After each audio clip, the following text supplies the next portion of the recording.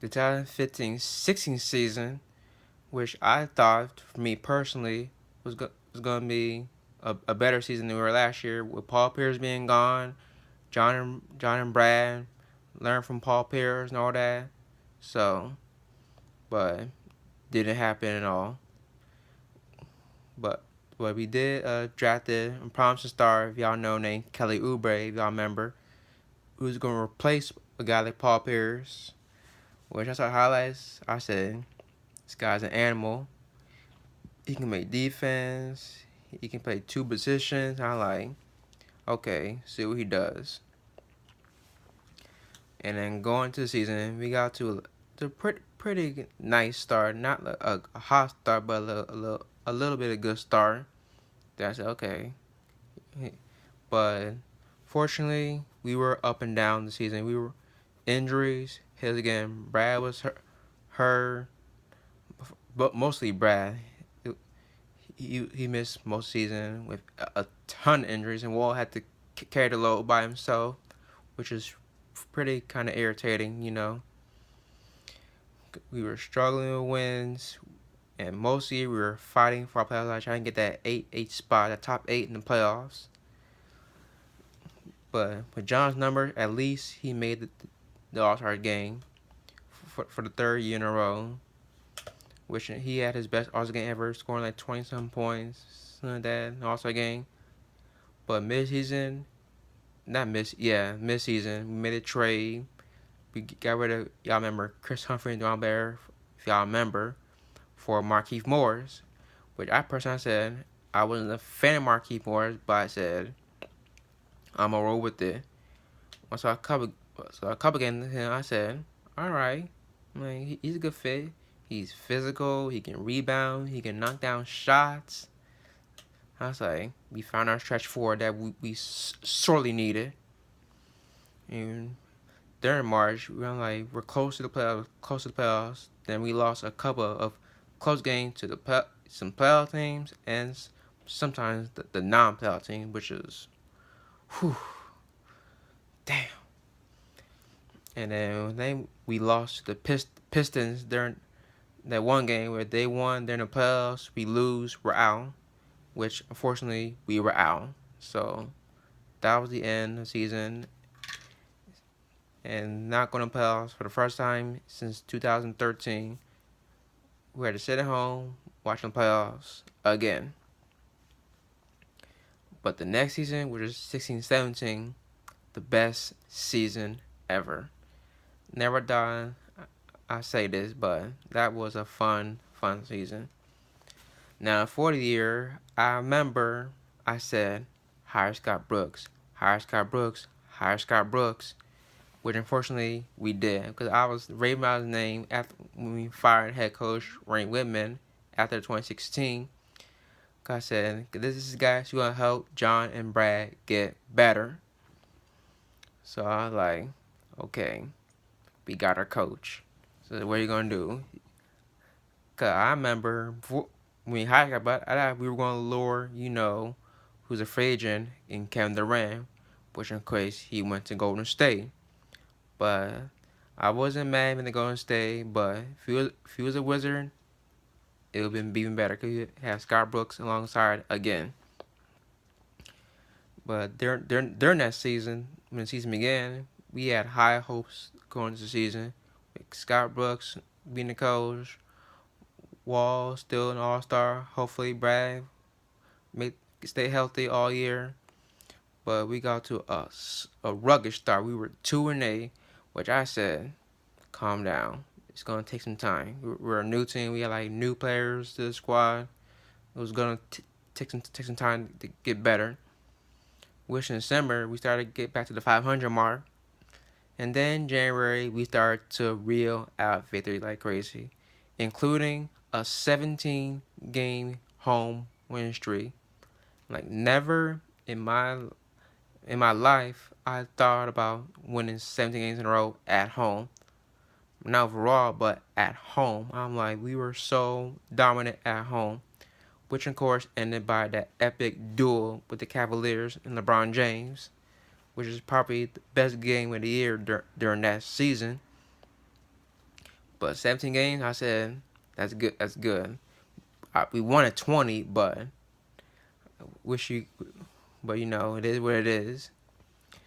And of course, John made his fourth straight All-Star game, and most busting me, but y'all remember a time when Brad got snubbed by All-Star team when I think Kevin Love was hurt and found a replacement, and they chose Carmelo Anthony over not Carmelo but Bradley Beal, which I was so mad because he had a better year. Carmelo, Knicks were losing, we were on fire during that season.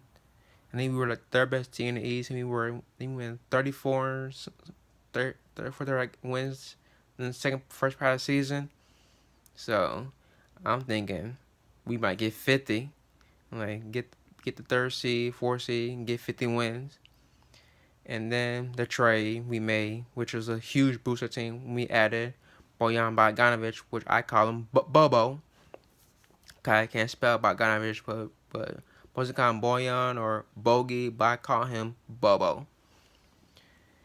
And when I saw first run down, I said, okay, here's a guy who can catch fire, who can shoot threes, put the ball on the floor.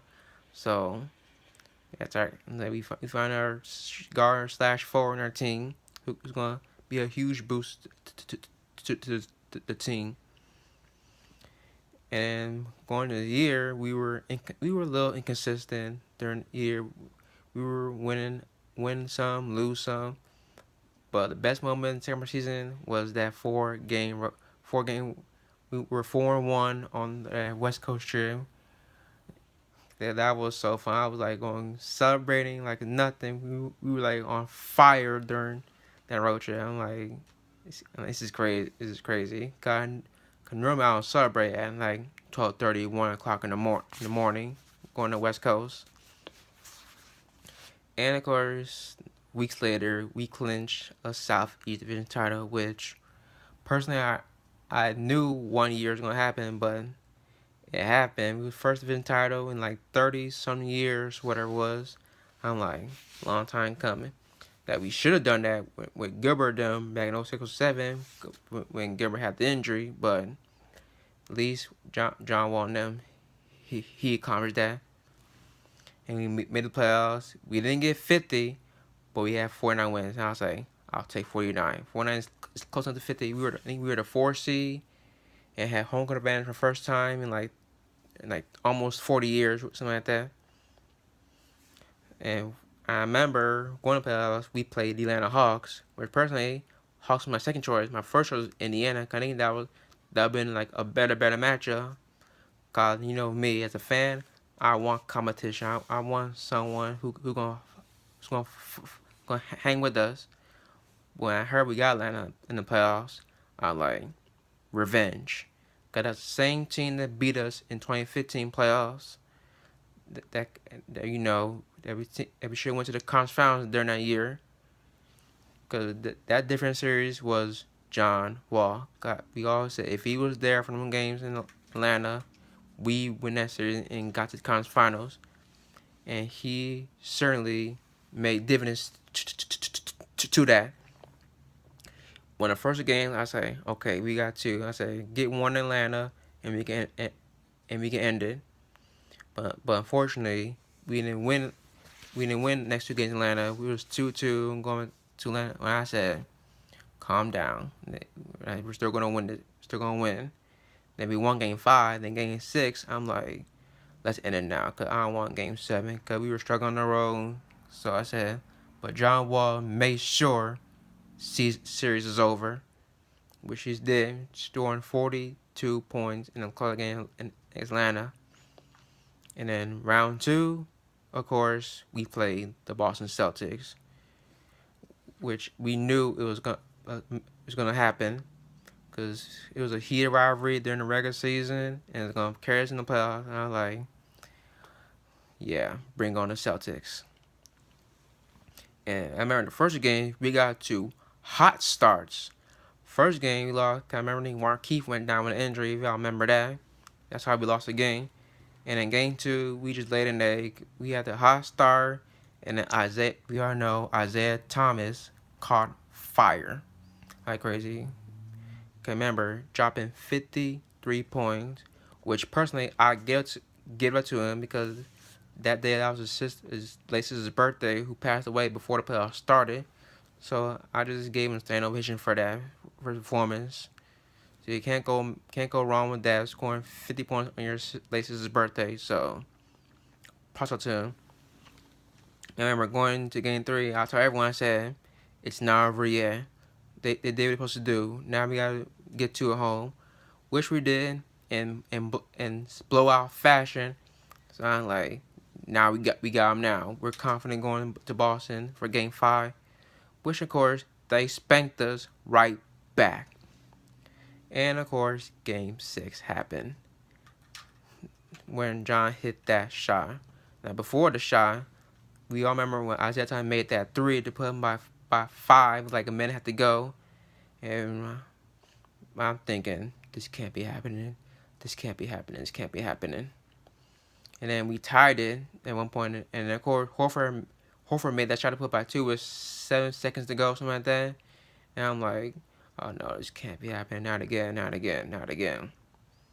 And then before the shot, I'm like, give it to Brad, give it to Brad. Let's go overtime. Don't go for the win. Get the ball to Brad or whoever for overtime. And Wall pulled up for 3. I'm like, oh no, oh no, no. And went in, I was like, and then I said, one stop. And we stopped them. I said, we got game 7. Like, my first game 7 as a fan. I'm like, ooh, because I saw, and next day, I keep watching that shot over and over and over. In the John Wall interview saying, don't come to my city wearing all black and all that. Watching it over and over. Like, that shot gave me chills for 2 days. And I got over it. I said, let's move on to game 7.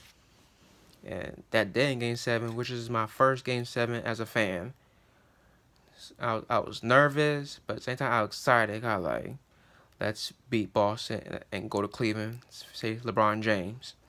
So then there was a back and forth game, three quarters. But in the 4th quarter, Kelly Olynyk happened. The man with the bonbon killed us in the 4th quarter, which was devastating to Wizards fans because no one saw this coming. And personally, him alone ended our season, our great season, which could have been a promising season for the Wiz. So that was it.